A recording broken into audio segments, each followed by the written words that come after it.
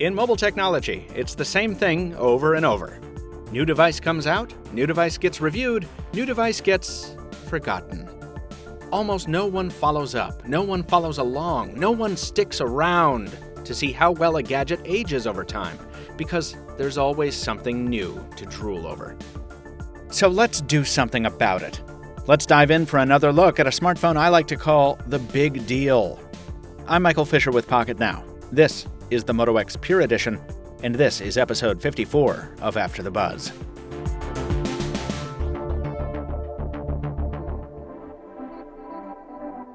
There's a lot about the Moto X that's just the same as it was 4 months ago. For one, the price hasn't come down. It still ranges from $399 to $525, depending on what features and materials you choose, and the array of color and finish combinations is still broader than anything the competition's offering. The specs are still competitive, the screen size is still on the high side, and the 74-minute charge time from empty to full is still awesome. Now, in some ways, the hardware aesthetic has come to feel a little dated. With newer phones still chasing distinctions like thinnest and sleekest, the Moto X is more than ever a chunky meatball of a phone. But I really like it, and I hope that Lenovo continues this design direction. The Moto X rests very well in a palm.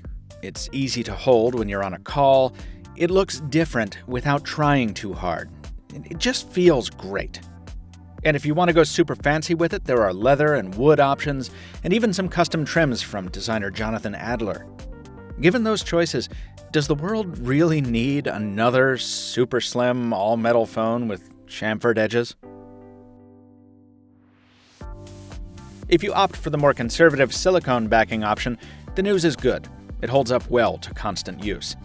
This particular unit has been my daily driver since September, and despite that, the ribbed rubber backing is almost like new. The phone's interior waterproofing has also fared well, even though I use the phone as a Spotify boombox when dishwashing.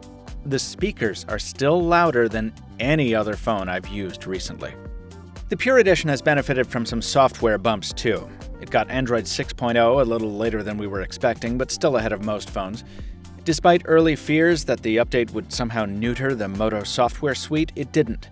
The phone can still do all the fancy stuff it could before, except Android has just weaved in some features that Motorola pioneered. The update also fixed some problems with the previous Lollipop build.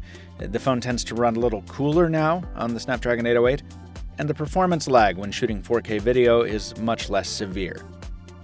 Speaking of the camera, that front-facing flash has come in handy more often than I ever would have expected. It still doesn't work with Snapchat, but that's not the phone's fault. From outdoor selfies at night to group shots and mood lighting, that little LED has won me over. As for the primary camera, it's just as reliable in daylight and just as mediocre in low light. It's just as slow scanning business cards and barcodes, but the fact that it does so automatically is still just as impressive. In short, the camera's upsides still outweigh its negatives, just as we said 4 months ago. Elsewhere, the phone has aged inconsistently. Marshmallow may have helped a little with the phone's battery life, but it still doesn't last as long as it should with its large power pack. It also hasn't made the phone as smooth or as snappy as, say, the Nexus 6P, though admittedly I didn't do a factory wipe and reset with the update, which might have helped both issues. Also, 4 months comparing this screen with the competition only reinforces my belief that Motorola should have stuck with AMOLED. Active display just isn't the same on LCD, and colors sometimes seem muted on this panel. One thing actually surprised me though. Given how common fingerprint scanners have become, I expected to chafe at the lack of one here, but I didn't mind because I use my smartwatch as a trusted device. Your mileage may vary. How well the Moto X Pure Edition has aged has a lot to do with developments beyond the device itself. Motorola's reputation for long-term support has suffered with the announcement that US carrier versions of last year's Moto X won't get a Marshmallow update.